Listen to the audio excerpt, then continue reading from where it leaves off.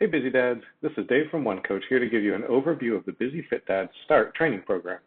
We specifically designed this program for those busy dads who are just getting started with resistance training or those coming back from a layoff from exercise. Either way, just like the name says, this is a great fitness program to help you get started. The workouts in this program are a little shorter and include fewer repetitions from our standard workouts, so you can focus more on your form as you get used to the exercise. This is exactly what you need if you're just getting started. Like the other systems, you'll start with the Busy Fit Dad warm-up and then conduct a pre-test in which you'll complete each exercise for 60 seconds and count how many total repetitions you complete in that time frame. Enter your results in the spreadsheet and the suggested number of repetitions for the workout will auto-populate. After a few weeks, we recommend you complete a post-test following the same protocol as you did in the pre-test, and then enter the results in the spreadsheet, which will calculate the percentage of change from your pre-test.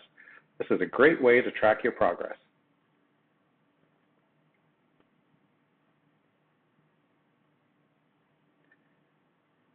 You can do this workout for about 3 to 6 weeks before moving to the standard workouts if you're ready.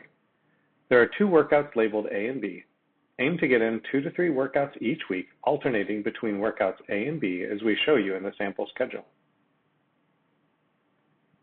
We've put together a video of the various exercises used in this program. When you watch this, you'll see that most exercises have a few variations shown. These are shown across a spectrum of easier to harder variations in most cases. For example, body weight squats are obviously easier than a squat with a kettlebell or other weight. To get started, choose the variation of the exercise that you think will allow you to complete at least 8 or more repetitions during the 60-second pre-test. You'll then stick with that variation of the exercise throughout the course of the workout. In other words, if you do the squat holding a 35-pound kettlebell in the pre-test, you'll do all squats holding a 35-pound kettlebell until you do the post-test. How quickly you do an exercise is called the tempo, and we've color coordinated them for this workout. You can see that in this program, green indicates a tempo of 2:02. This means you'll try to do the lowering part of the movement in about 2 seconds, have no pause at the bottom or top, depending on the exercise, and then complete the lift phase in about 2 seconds. So if you're doing a push-up or squat, you'd lower for a count of 2, have no pause at the bottom, and then return to the starting position over the course of 2 seconds. If you're doing a chin-up or deadlift, you'll do the lift phase in about 2 seconds, have no pause at the top, and then do the lowering phase for about 2 seconds. We don't recommend you go faster than this, but it's totally okay to go slower if needed, especially if you're getting used to an exercise. The black tempo is a quicker movement where you're less worried about the specific tempo and more focused on moving quickly, like when you do jumping jacks. The Busy Fit Dad move, or BFD move for short, are done between each resistance training exercise.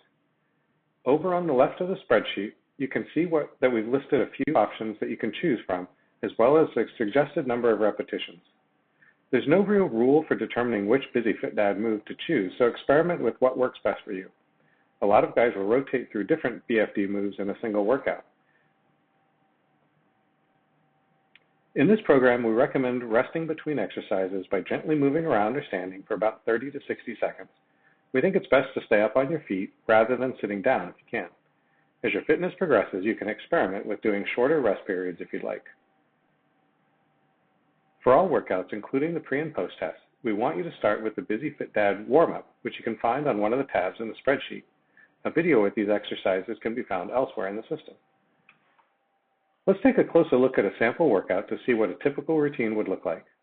You can see that the number of suggested repetitions for the main exercises has been calculated based on the pre-test. The color-coded tempo is shown in the column on the right side of the exercises. After you complete the warm-up, you'll start at the top and complete the number of repetitions at the suggested tempo for the exercises, followed by the next item in the list going from top to bottom. When you finish, we recommend you complete the short Busy Fit Dad cool-down routine, also found on the warm-up/cool-down tab. This is similar to the warm-up and can be a great way to get a little extra mobility work in. So now you're probably wondering, how do we put this all together? We've added a sample schedule over at the right side of the tab to help you with that. First off, we recommend you give yourself about 3 to 6 weeks of regular workouts before you try the post-test. From there, you can decide if you want to repeat this program with different exercises or move to the more difficult programs.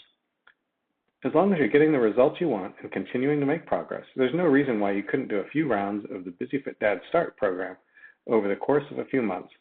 If you're repeating this program, you can experiment with different and more challenging exercises if you feel like you're ready. As an added bonus, we've also included a digital training log in one of the tabs that a lot of dads find useful to track their workouts and progress. The last bit of advice I want to offer is to pay attention to your body. If there's a day you're planning to work out but realize you're feeling more fatigued than normal, it's best to either take the day off or do something shorter and easier like the mobility workout.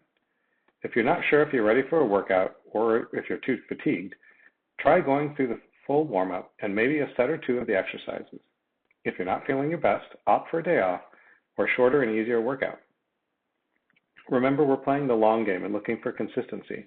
You won't be able to be consistent if you're pushing yourself too hard, getting hurt or getting sick, causing you to totally lose motivation.